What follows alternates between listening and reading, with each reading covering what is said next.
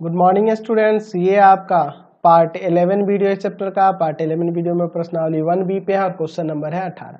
कह रहा है बगल की आकृति में डी ई एफ जी एक वर्ग है, एंगल बी ए सी बराबर 90 डिग्री। तो हमें सिद्ध करना है कि डी ई स्क्वायर जो होगा बी डी इंटू ई सी के बराबर होगा। तो आपको एक्चुअल में इन दोनों छोटे वाले त्रिभुजों को समरूप करना होगा, तो आपका काम हो जाएगा।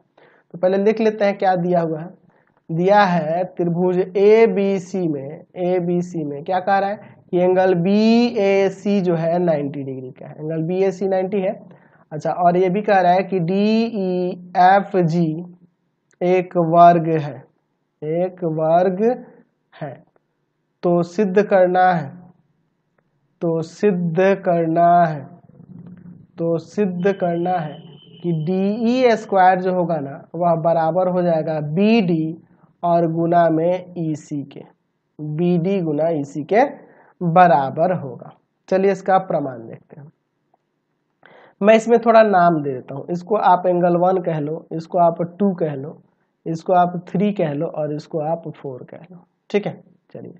अच्छा, अगर मैं देखूं त्रिभुज ए बी सी में, त्रिभुज ए बी सी में, ये बड़े वाले में, तो आपको पता है कि समकोण त्रिभुज के दो न्यून कोणों का योग 90 डिग्री होता है। तो एक तो 90 है तो बाकी दो को 90 होगा ना जी। यानी कि यहाँ पे लिख सकते हैं कि एंगल 1 प्लस एंगल 4 बराबर में 90 डिग्री, है ना। यहाँ पे क्यों होगा, तो समकोण त्रिभुज के दो न्यून कोणों का योग, दो न्यून कोणों का योग 90 डिग्री होता है। ठीक है, इसलिए ऐसा हो रहा है। अच्छा, उसी तरह से त्रिभुज मैं चलता हूं एफ ई सी में, ध्यान से देखना, एफ ई सी में। तो यहाँ भी यह 90 होगा। ये 90 क्यों होगा, क्योंकि यह एक वर्ग है, तो वर्ग के ये 90 होगा, तो ये वाला भी 90 हो जाएगा क्योंकि ये सरल रेखा है। तो यहाँ पे भी लिख सकते हैं कि एंगल 3 प्लस एंगल 4 बराबर 90। यानी कि इसलिए यहाँ पे आपका एंगल 1 प्लस में एंगल 4 बराबर हो जाएगा एंगल 3 प्लस में एंगल 4। 4 काट दो, एंगल 1 बराबर एंगल 3 आ गया। तो देखो एक एक कोण इसमें का यह एंगल 1 जो है एंगल 3 के बराबर हो गया। ठीक है। अच्छा, दूसरा चीज हम लोग देख सकते हैं कि यहाँ भी 90 होगा और ये वाला भी 90 है। ठीक है, तो एंगल 1 एंगल 3 के बराबर हो गया और एंगल बी डी जी बराबर एंगल एफ ई सी बराबर होगा। कैसे, प्रत्येक 90 होंगे, दोनों 90 होंगे, समझ रहे ना। यानी कि ये दोनों त्रिभुज समरूप हो जाएगा। तो यहाँ से लिख सकते हैं कि त्रिभुज बी डी जी समरूप हो जाएगा त्रिभुज एफ ई सी के। तो देखो ये सोच समझ के नाम लिखे हैं। देखिए एंगल 1 एंगल 3 के बराबर है, तो अगर यहाँ पे बी लेते हैं तो बी के संगत एफ लेना होगा। अच्छा, यहाँ डी वाला 90 है और यहाँ ई वाला 90 है, इसलिए उसको लिया। थर्ड में यहाँ जी लिए, यहाँ पे सी लिए। तो ये सोच समझ के लेना होता है। तो ये समरूप हो गया एंगल एंगल समरूपता से, एंगल एंगल समरूपता से यह समरूप हो गया। तो आपको पता है कि दो समरूप त्रिभुजों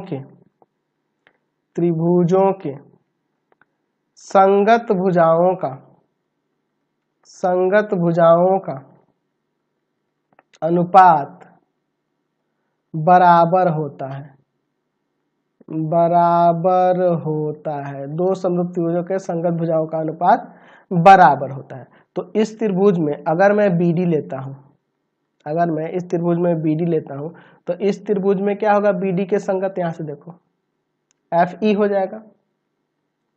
चलिए, अगर मैं इस त्रिभुज में आप यहाँ पे ये ले लेते हैं DG, ठीक है, DG ले लेते हैं, तो यहाँ पे आपका क्या हो जाएगा, EC हो जाएगा। चलिए क्रॉस मल्टीप्लाई करते हैं, तो यहाँ पे आपका FE गुना में DG बराबर हो जाएगा BD गुना EC, BD गुना EC हो जाएगा ना जी। अच्छा, चूंकि आपके पास दिया हुआ है कि DEFG एक वर्ग है, तो वर्ग के चारों भुजाएं आपस में बराबर होती हैं। तो यहाँ देखो FE जो होगा, FE बराबर हो जाएगा कि नहीं DE के, तो FE को हटाकर DE लिख देते हैं।